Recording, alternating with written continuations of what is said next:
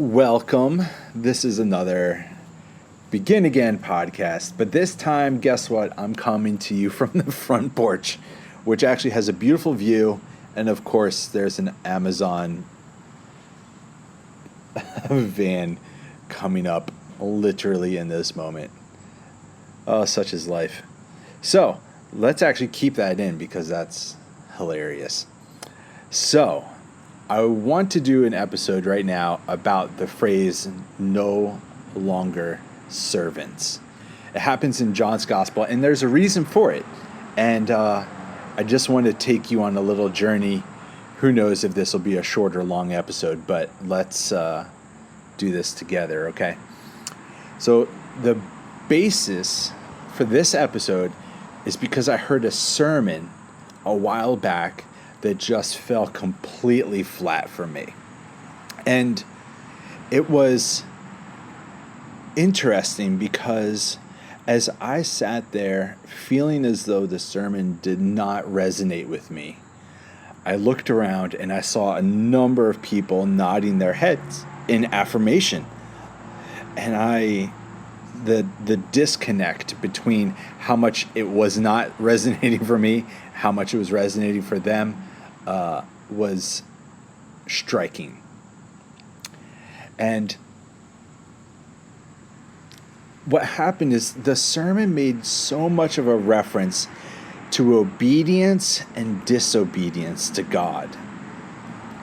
And the sermon fell flat for me because that dichotomy, that dualism, those polar opposites don't mean anything to me anymore. Or maybe that's not the right way of saying it. They don't resonate for me the same way as they used to. And the only thing that came to my mind was that passage in John 15. It's that famous passage where it starts off with Jesus saying, "I'm the vine, you are the branches." You know that one? Well, in that same chapter, Jesus says, "I no longer consider you servants, but I now call you friends." And I think that verse jumped out at me in my own head during the middle of the sermon because, servants and slaves think in terms of obedience and disobedience, but Jesus calls us friends. And friends don't really talk to each other about having followed one another's commands. That's not, if you've got a friendship where one friend says, we're not friends because you don't do as I command, you're like, that's a little weird. That's a strange friendship, right? But then my wife, who's intelligent and beautiful, said, "Yeah, but isn't it in there that Jesus also says, 'I consider you friends because you do what I command'?" I'm like, well, that's a fair point, you know? So what is this relationship between servants and slaves and obedience, disobedience, and then what is it about friendship? And the only thing that can come to me, the only way I feel as though I can reconcile all these things, and maybe you don't even have the same struggle as I do, comes to me from the possibility that there's a stage of faith where you do see everything as obedience and disobedience to God or to a spiritual authority above you. And that makes sense because as children, we should obey and not disobey our parents or school teachers, you know. But at a certain point, you grow up enough that then you become kind of equals with your parents. And now you're an adult just like they were an adult. Or now you're the teacher. And so you're a teacher among teachers. You're not. So what is this? And I just can't help but think there's a stage of faith where you see yourself as a servant or a slave to God. And I say the word servant and slave because in the Greek, that word is doulos, and it means servant or slave. And so those concepts overlap with one another. I think that there's a stage of faith in which you do see yourself as a servant slave, but then you shift out of being servants and slaves of God, and then you're kind of liberated or set free into being friends and equals with God. And I understand that will infuriate some people who listen to this, but what does it mean to be friends with God? That's just a game changer.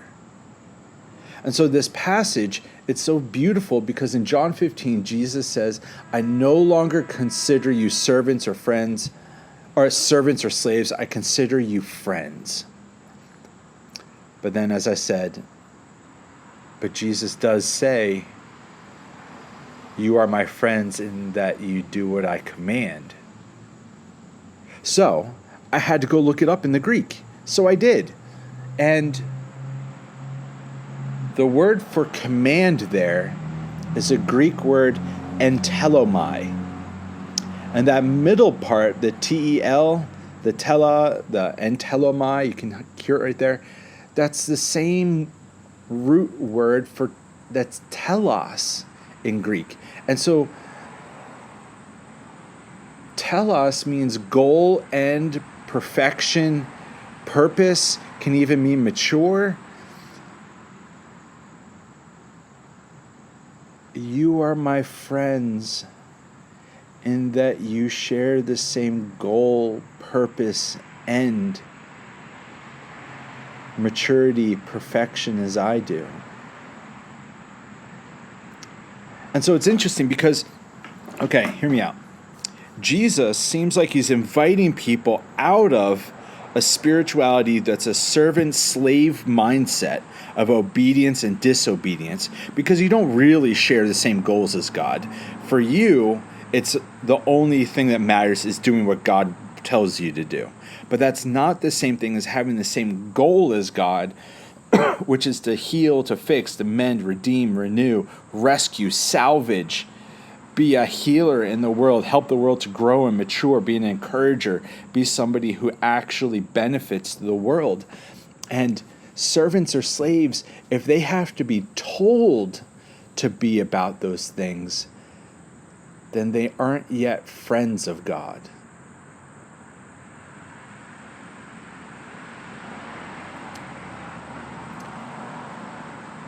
So that sermon, it fell flat for me a long time ago. And that whole framework of obedience and disobedience and being a slave or servant to God, I understand the vocabulary.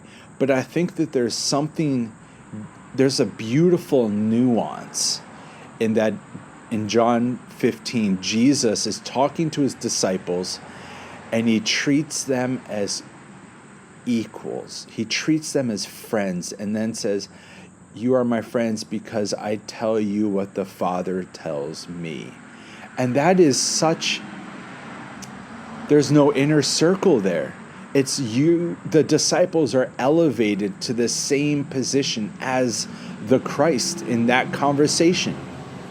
And this is the night before he dies, at least in John's gospel. And so I can't help but think Jesus is inviting all of us into friendship with God and recognizing that friendship with God takes the form of being about what God is about, having the same goal, the same end, the same purpose, the same finish line, if you want to say it that way, to be about the same things that God is about, which is, as I said before, to heal, to fix, to mend, renew, to salvage, to rescue, to forgive, to give mercy, to love. Servants have to be told to do those things, but friends, they join together in making those things happen. And that's a beautiful friendship spirituality, wouldn't you say? Yeah. This is a short one. I hope you don't mind. I hope you heard the traffic as it drives by, and I hope it didn't grate you, and I hope it feels like we're just having a conversation on the front porch. So that's all. No longer servants, talking about Entellomai, and having a friendship spirituality instead of a slave servant one. Grace and peace. Have a great day.